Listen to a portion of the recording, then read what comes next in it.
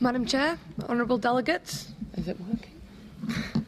My name is Holly and I'm a physician in training, speaking to you today on behalf of the young people of the UNECE region, who authored the Youth Call to Action, and as a proud member of the International Federation of Medical Students Associations. It is imperative that Member States do not prioritise management of population dynamics above the rights and well-being of individuals. In particular, comprehensive sexual and reproductive health services must not be sacrificed for demographic goals, especially access to safe abortion and emergency contraception. Sustainable development ensures that the needs of the present are met without compromising the ability of future generations to meet their own needs. As youth activists, this principle is at the very core of everything we strive for. Since sustainable societies thrive on empowered individuals who are able to exercise their rights, we call upon Member States to adopt human rights principles throughout all laws, policies and programmes, especially population and health-related policies. These policies and programmes must contain explicit guarantees to safeguard the sexual and reproductive rights of young people and vulnerable populations, taking measures to eliminate all forms of sexual and reproductive coercion. We are a diverse region with varied demographic profiles. However, there are cross-cutting issues that need to be addressed now in order for young people to reach our potential and in turn become agents for change in our country's societies and economies. Youth unemployment is a critical issue across the region. Therefore, we call upon all Member States to recognise that in this challenging economic environment, young people are not a burden, but a source of great potential within our societies. Member States can aid young people to reach this potential by respecting, protecting and fulfilling our right to education. Quality education and training, including higher education, will allow us to respond to shifts in the global economic environment, access social services, obtain decent employment and make positive choices regarding our sexualities and well-being. Youth unemployment disproportionately affects the least educated and most disadvantaged.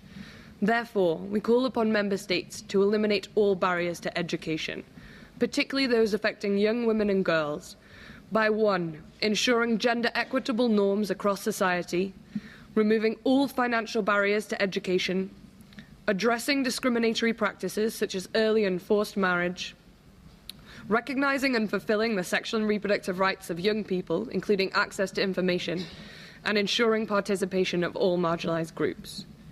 In addition, we as young people demand meaningful participation within our societies, for it is youth entrepreneurship and leadership that will truly tackle youth unemployment.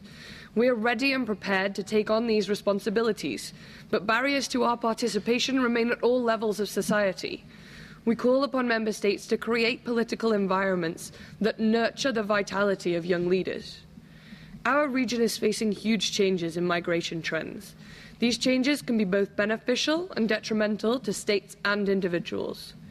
Young people especially are adversely affected by migration, with young migrants vulnerable to human rights abuses. These challenges require a holistic, cross-border and cross-sectoral solution.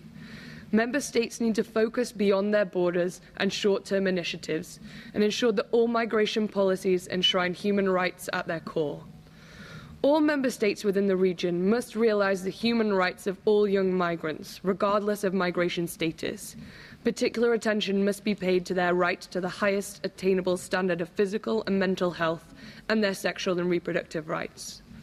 Finally, on behalf of the 40 young people of the UNECE region who authored the call to action and the organisations that they represent, I would like to impress on you all in the strongest possible way that we as young people are dedicated to creating the world we want for ourselves and future generations.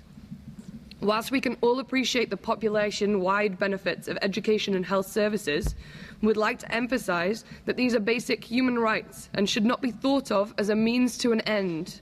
Let us be clear, we as young people require our governments to respect, protect and guarantee our human rights, which when we are empowered to claim, allow us to attain the highest levels of education, live healthy lives, and make the best possible decisions for our futures. We will continue to hold our states to account for our human rights violations, and we will provide strong youth leadership to all young people across our region. With this, I implore you all to stand with us for the good of our societies.